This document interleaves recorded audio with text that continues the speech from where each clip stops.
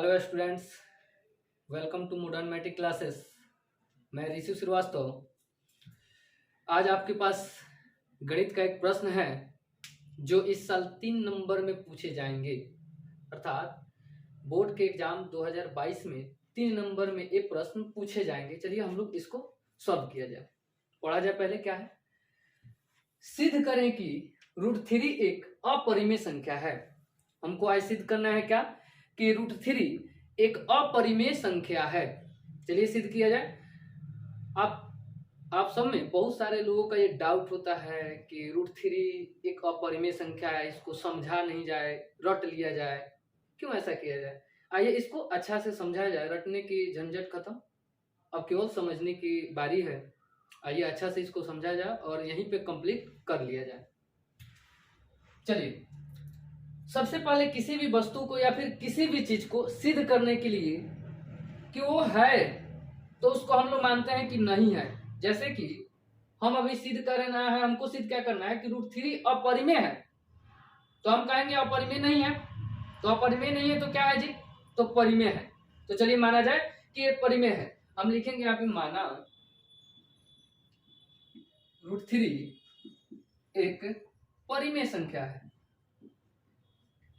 √3 एक क्या है जी? परिमेय संख्या है।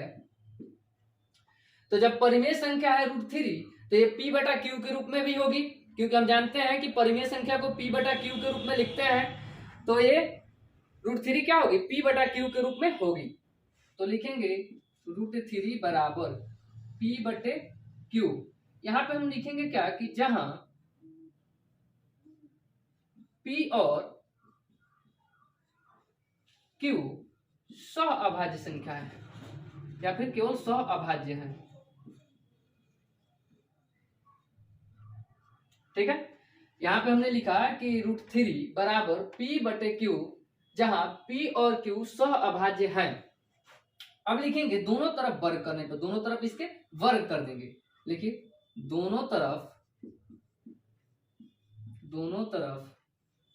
वर्ग करने पर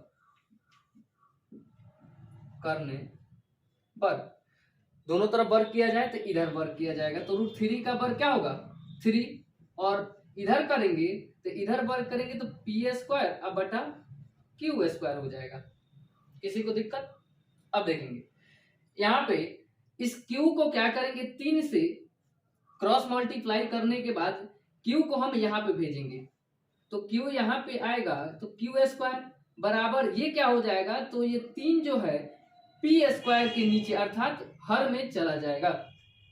ठीक है, अब देखिएगा यहाँ पे क्या है, q² का मान आ गया p² बटा 3।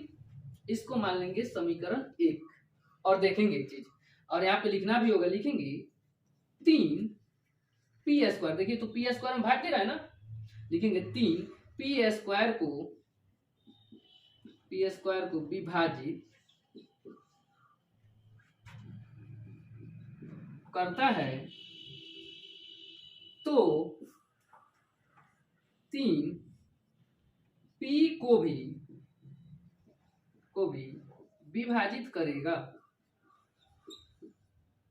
विभाजित करेगा। ऐसा क्यों? तो ऐसा परिमेय 1.3 में बताया गया है। आप पढ़ सकते हैं, आपके बुक में होगा परिमेय 1.3 से। अब आइए, अब हम कुछ मान लेंगे, p का मान कुछ मानेंगे। तो अब हम लिखेंगे माना p बराबर 3 के, p बराबर क्या लेंगे?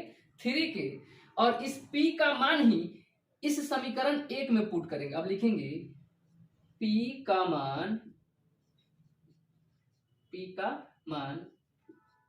समीकरण 1 में रखने पर, रखिए क्या है समीकरण 1, तो q² बराबर p² बटे 3। अब p का मान रखेंगे, q² बराबर इसका मान क्या है 3 के, तो स्क्वायर है तो स्क्वायर बैठ जाएगा बटा 3। क्यू स्क्वायर बराबर 3 का स्क्वायर क्या होगा 9 के स्क्वायर बटा 3। 3 से ये कट सकता है ना, 3 एकम 3, 3 तीर के 9 काट देंगे। अब क्या होगा क्यू स्क्वायर बराबर ये आ गया हमारे पास क्या 3 के स्क्वायर। ये देखिए तो 3 इधर क्या है गुना में है के साथ, के स्क्वायर के साथ क्या है 3 गुना में है। जब इस साइड में आएगा तो ये भाग में हो जाएगा अर्थात क्यू स्क्वायर बटा 3 हो जाएगा। तो हम इसको ऐसे लिख सकते हैं के स्क्वायर बराबर क्यू स्क्वायर बटा 3। दिख रहा है। अब देखेंगे यहाँ पे हम लिखेंगे क्या कि 3 क्यू स्क्वायर को देखिए तो अब यही 3 क्यू स्क्वायर को भी विभाजित कर रहा है। तो अब हम लिखेंगे 3 क्यू स्क्वायर को विभाजित करता है तो 3 क्यू को भी विभाजित करेगा। कहां से तो परिमेय 1.3 से। अब देखेंगे कि 3 जो है एक बार यहाँ पे P को विभाजित कर रहा है और एक बार Q को विभाजित कर रहा है। 3 P और Q दोनों का क्या है उभयनिष्ठ गुणनखंड, अर्थात विभाजित कर रहा है तो गुणनखंड है, तो उभयनिष्ठ गुणनखंड दोनों में है, कॉमन गुणनखंड है। और यहाँ पे देखेंगे P तथा Q को हमने क्या मान रखा है, क्या रखा है जी P और Q सह अभाज्य संख्या है। और हम जानते हैं कि सह अभाज्य संख्या किसे कहते हैं तो वैसी दो संख्याएं जिनका उभयनिष्ठ गुणनखंड सिर्फ एक हो उन्हें सह अभाज्य संख्या कहते हैं। तो ऐसा तो नहीं है ये सह अभाज्य संख्या प्राप्त हो रही है, नहीं, दोनों का उभयनिष्ठ गुणनखंड 3 प्राप्त हो रहा है। P और Q दोनों का उभयनिष्ठ गुणनखंड 3 प्राप्त हो रहा है, जो कि सह अभाज्य संख्या का क्या कर रहा है विरोध कर रहा है कि सह अभाज्य संख्या अगर होती तो इनका उभयनिष्ठ गुणनखंड जो है 1 होता। तो यहाँ पे अब लिखेंगे 3 P तथा Q दोनों का उभयनिष्ठ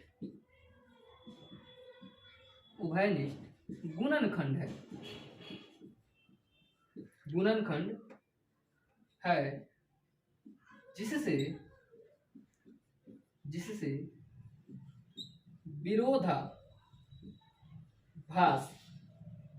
जिससे विरोधाभास उत्पन्न हो रहा है।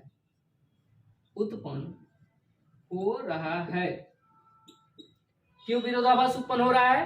क्योंकि हम जानते हैं कि सह अभाज्य संख्या के गुणनखंड उभयनिष्ठ गुणनखंड क्या होते हैं 1 होते हैं, लेकिन यहाँ पे 3 आ रहा है। दोनों सह अभाज्य संख्या है, P और Q सह अभाज्य संख्या है दोनों, और इन दोनों का गुणनखंड उभयनिष्ठ गुणनखंड 3 आ रहा है। तो अब जब 3 आ रहा है 1 होना चाहिए, 3 आ रहा है तो विरोधाभास नहीं उत्पन्न हो रहा है जी। तो अब लिख दिया हमने क्या कि 3 P तथा Q दोनों का उभयनिष्ठ गुणनखंड है जिससे विरोधाभास उत्पन्न हो रहा है। लिखेंगे आगे, इसलिए हमारी मान्यता गलत है। हमने क्या माना है? हमने माना है यहाँ पे कि माना √3 एक परिमेय संख्या है। यही मेरी मान्यता गलत है कि √3 परिमेय संख्या नहीं है। तो इसलिए हमने लिखा, इसलिए हमारी मान्यता गलत है कि √3 एक परिमेय संख्या